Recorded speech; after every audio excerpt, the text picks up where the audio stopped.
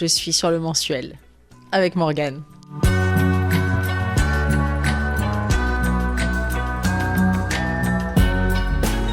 Cette pièce est née après presque 2 ans de recherche que j'ai fait au départ autour de tout ce passé de la Shoah, des gens qui ont été effectivement déportés, rescapés. Mon grand-père a fait le débarquement à Cavalières, donc c'est une histoire avec laquelle j'ai grandi, mais on essayait toujours de m'épargner des choses dures.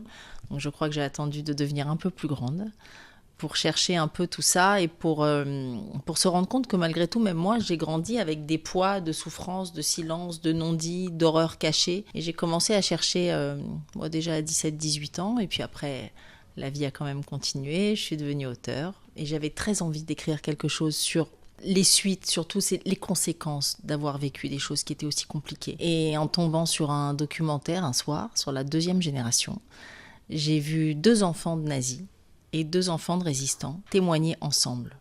Et ils ont créé un quatuor qui s'appelle La mémoire à 4 voix. Ils font tout, tous les 4, avec une amitié, une humanité, une humilité qui m'a bouleversée. J'ai dit, c'est bien, parce que j'ai déjà 1 an et demi de recherche, mais j'ai maintenant mon angle. J'ai envie de parler de la 2e génération. Dans ce cas-là, et dans le cas de la pièce, c'est effectivement un fils de nazi et une petite fille de résistant français. Mais le fond de la pièce, sur déposer ce qui ne nous appartient pas pour se délivrer et réussir à vivre notre propre vie, une fois qu'on laisse de côté ce qui n'est pas forcément à nous, mais qu'on porte souvent malgré nous. Je pense que c'est un sujet qui reste universel.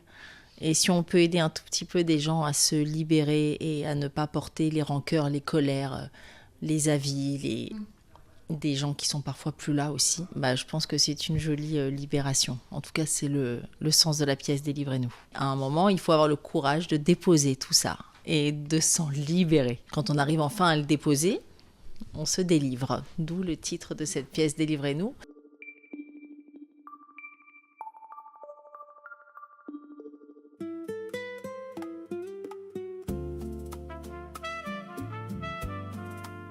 Bien sûr, il y a une mémoire qui est très lourde. Et puis, si on a envie d'ouvrir un tout petit peu le sujet, et c'est mon plus grand désir aussi, c'est quand on appartient à la 2e ou à la 3e génération. Est-ce qu'à un moment donné, on peut arrêter certains conflits et s'apercevoir qu'en tant qu'enfant d'eux ou petits-enfants d'eux, on peut se parler. Et moi, c'est ce message de ces 4 personnes qui ont été, mais pour moi, extrêmement émouvants et très révélateurs. Et d'ailleurs, j'ai écrit le roman en adaptation de la pièce et j'ai réussi à retrouver ces 4 personnes qui m'ont livré leurs témoignages. J'ai passé un long moment avec eux l'année dernière. J'ai fait beaucoup de commémorations, ils ont assisté à une lecture de la pièce. Et il y a une confiance extraordinaire qui est née entre eux et moi et ils m'ont livré leurs témoignages. Donc voilà, j'espère que bientôt on pourra aussi annoncer le roman Délivrez-nous avec les témoignages réels tellement précieux de ces 4 personnes qui sont chargées d'histoire et qui se sont délivrées en parlant ensemble. Voilà, donc c'est une pièce très importante.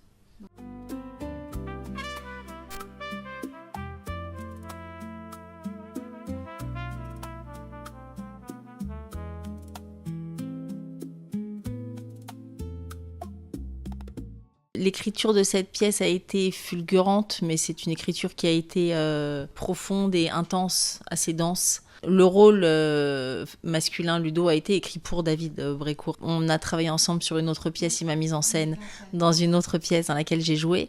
Et il y a vraiment eu un désir de travailler, de jouer ensemble. Donc j'ai vraiment, en tout cas, parlé beaucoup avec lui avant de modeler ce rôle, mais de créer ce rôle-là. Je crois qu'après, il faut passer les étapes de faire lire, faire en sorte que l'autre personne aime la pièce, aller chercher des gens qui nous soutiennent. Je crois que quand le metteur en scène arrive, ça c'est encore un autre métier. Alors je ne dis pas jamais, mais pour celle-là, je crois que ça m'a fait un peu de soulagement justement d'accueillir en tout cas la vision de Gilles Galliout, qui est une sublime vision et qui va nous faire une très belle pièce.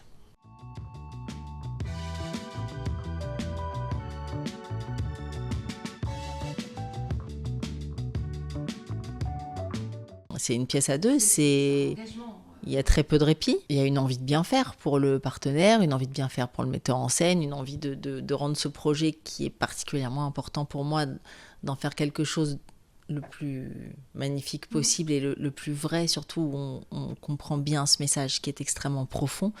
Donc il y a l'envie de bien faire, mais il y a aussi le désir de non décevoir qui est là.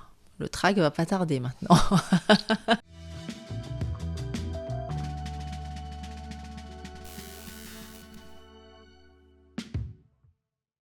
Il faut savoir déléguer au metteur en scène. Quand il y a des suggestions de modifications, forcément on me regarde toujours un peu plus moi parce que bon, mais j'ai jamais de problème d'accepter des modifications parce que ça va toujours dans le même sens pour rendre encore mieux. Et j'arrive largement, oui, à sortir de la casquette de l'auteur. Là, je ne fais plus rien sans le texte, il est partout dans mon sac.